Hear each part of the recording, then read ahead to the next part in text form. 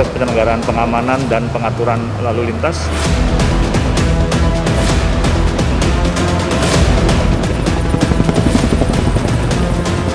Ya Sobat NTMC, selama berlangsungnya operasi keselamatan 2022,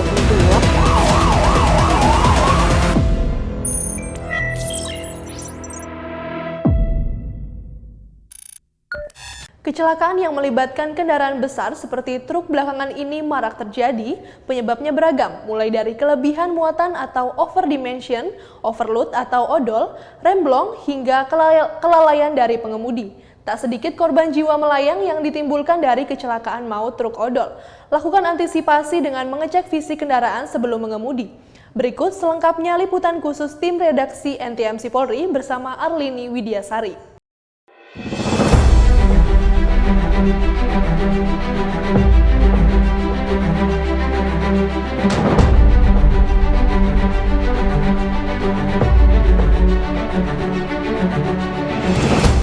Pemerintah sendiri setiap tahun berupaya melengkapi fasilitas-fasilitas di jalan nasional maupun arteri dengan pemasangan rambu jalan, lampu penerangan jalan, dan marka jalan. Sobat NTMC, kecelakaan biasanya diawali dengan pelanggaran, baik pelanggaran batas kecepatan, pelanggaran muatan, ataupun pelanggaran jenis lainnya. Sebagaimana yang terdapat pada Undang-Undang Nomor 22 Tahun 2009 pada Undang-Undang Lalu Lintas pada pasal 169 ayat 1 mengenai pengemudi dan atau perusahaan angkutan umum barang wajib mematuhi ketentuan mengenai tata cara pemuatan, daya angkut, dimensi kendaraan, dan kelas jalan. Namun masih banyak ditemukan kecelakaan truk di jalan raya. Apakah setiap kecelakaan ini memenuhi unsur kelalaian atau memang dari pihak perusahaan tidak melakukan pengecekan sebelum keberangkatan? Menindaklanjuti hal tersebut, pihak dari Korlantas Polri terus melakukan upaya untuk mengurangi angka pelanggaran dan kecelakaan yang terjadi.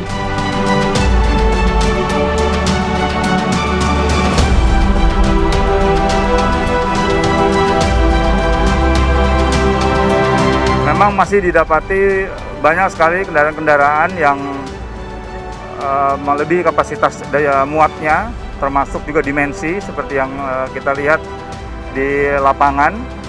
Nanti tentang banyak bisa kita lihat selesai operasi hari ini bisa dilihat berapa.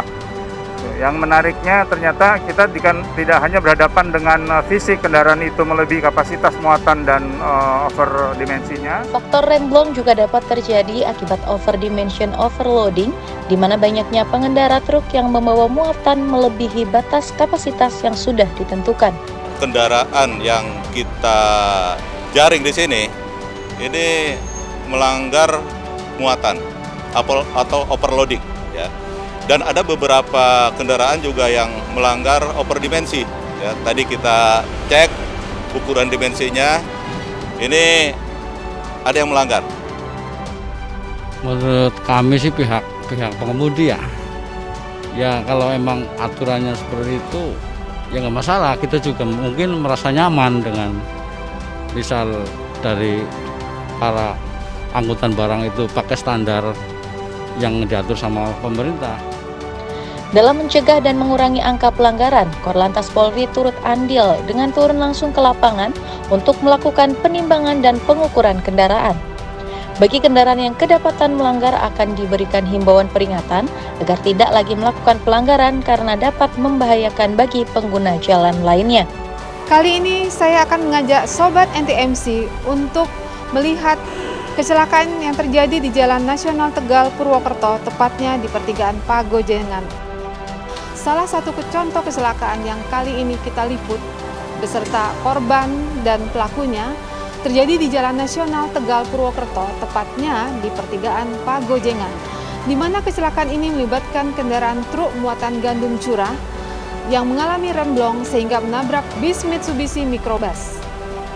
Jadi setahun yang lalu, maaf Ibu, ini kami sedikit mengenang, namun sebagai tugas kita sehingga apa yang bisa menjadi pembelajaran buat masyarakat tentang dampaknya apabila keselamatan itu tidak dijaga, Ibu. Di selatan itu ada truk di tronton.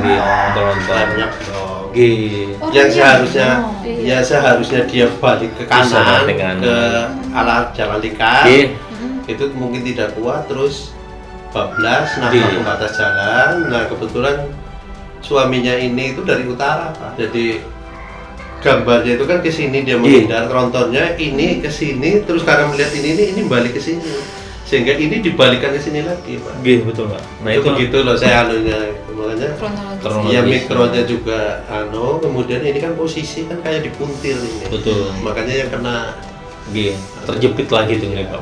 Di mana kecelakaannya itu berdampaknya dari suatu pelanggaran Pak. Nah, pelanggaran itu baik disengaja ataupun bagaimana prosesnya akan berdampak kecelakaan, sehingga dampaknya itu adalah kehilangannya, Pak. Dengan kajian ini, kita berikan himbauan sosialisasi kepada masyarakat. Apabila keselamatan itu tidak dijaga, salah satunya adalah begini, kita kehilangan itu bagaimana rasanya kehilangan. Kejadian Bapak ini sebagai korban, semoga nggak menimpa yang lain, harapan kami gitu. Kayak puasa ini nggak ada bapak yang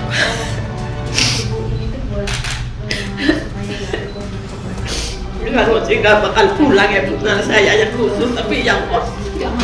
Dari kejadian ini, kita bisa menarik benang merah bahwa pentingnya dilakukan pengecekan kendaraan terlebih dahulu, mulai dari pengecekan rem, kapasitas muatan, kondisi mesin kendaraan harus dipastikan layak untuk dipakai sebelum melakukan perjalanan. Sehingga dengan melakukan antisipasi ini dapat meminimalisir angka kecelakaan serta fatalitas akibat kecelakaan. Saya Arlini Widiasari melaporkan dari NTMC Polri.